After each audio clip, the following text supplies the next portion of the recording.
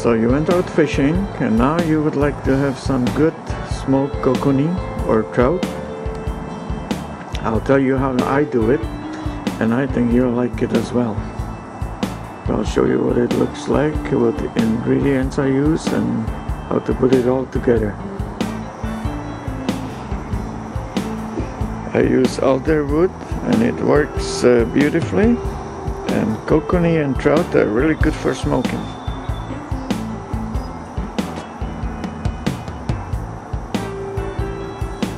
Well, here it is. This is my selection of a small fish for today that I'm gonna smoke. Remember, it's always good to take the fish out of the deep freeze before they get 3 months old, because they taste a lot better, and you can add the fish that you got recently to it, so you get some fresh one. Today we're gonna smoke some kokanee, we're gonna smoke a few cutthroats, and we might smoke a little bit of a salmon steaks with it.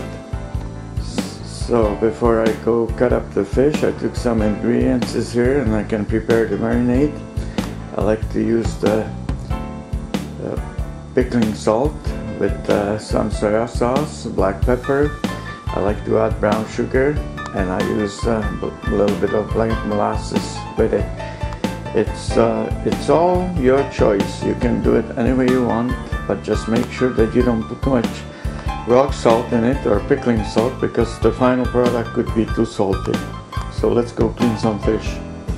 The way I like to do it, I like to split them to bite-sized pieces, because then they are easy to smoke, and since it's very thin meat, we don't want to put too much salt in the brine, so otherwise the fish would be salty, like I said before. So I'll show you how I do it. I just take any kind of a fish that I have and split them.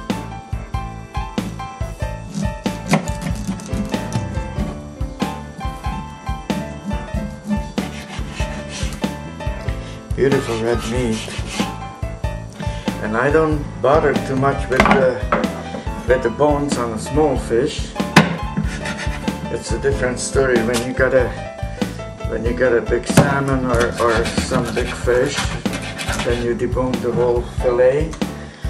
This way I just smoke them into nice sizes. It's always nice to take a bag of fish with you when you go fishing next time and have a pieces of smoked salmon.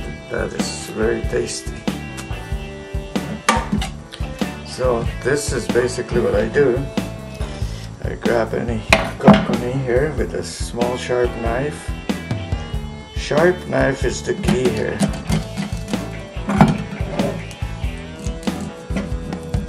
Just cut it all the way down along the spine. You can pull all the little fins off that you don't want on there, little bones in the corners. Cut off the bottom fin here, and basically just cut it in pieces. When you get a bigger fish, then you can do 3 pieces from each side. I basically just do 2. And I'll show you another way that I save some fish with the heads on, because I want to show you how to smoke them butterfly style. So you can take fish, you can split it like this, and you leave the head attached.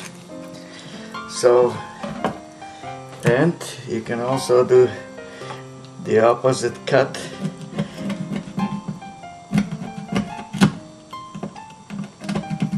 Which is a little trickier, but it can be done just to get rid of the bone.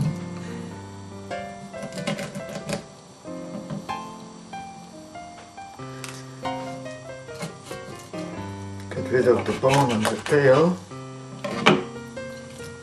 You pull the middle bone, clean up the inside. So this is called the butterfly style. If you have a tall smoker that you can put racks across, you can hang maybe 20 or 30 fish this way and smoke the whole trout or the whole kokanee, whatever you got, it also works well. So that's just another way to do it. One important thing is, if you decide to smoke small pieces of trout with a Kokanee, because they are not so thick, you have to keep in mind, if you want to add on some salmon steaks or something, don't make it too thick, because you gotta match the thickness of the meat. You can easily debone any kind of a salmon, so you don't have bones in it, and discard it. The salmon is a little bit frozen yet, so it's easier to work with. So now we have a beautiful pieces of salmon that's gonna be about the same thickness like the Kokanee, and it'll taste just fine. You can debone the bigger pieces very easy. Sometimes it helps if you have a pair of pliers to put these little bones out,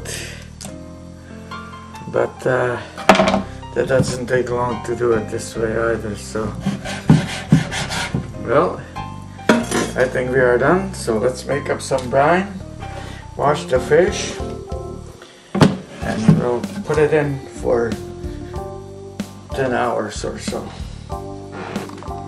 Okay, let's make the brine. Considering that I'm going to use this size of a bowl, always use a plastic bowl, never use a steel bowl. And the fish is relatively small, so I don't want to overdo it with the salt.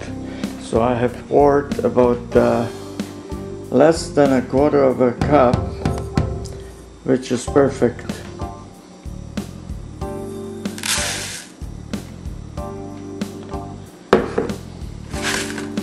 It's always better to be safe than have the fish too salty.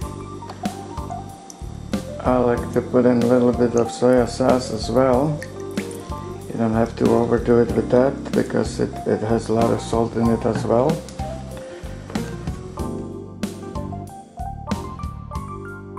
I like to be a little more generous with the brown sugar, and about 10 to 12 ounces is fine. And then I pour in black molasses, about 12 ounces. If you like to make a little sweeter flavor, you can add a little bit of sweet syrup or maple syrup.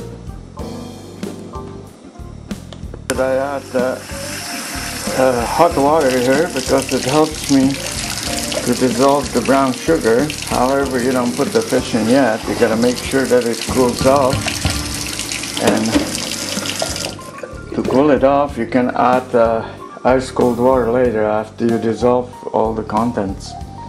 So mix it up well and make sure that everything is dissolved. Put a few ice cubes in there to make sure the brine is cool, and then I put the salmon slices into it. You keep adding your fish, then you gotta make sure that you mix it well, and when it's in the fridge, make sure you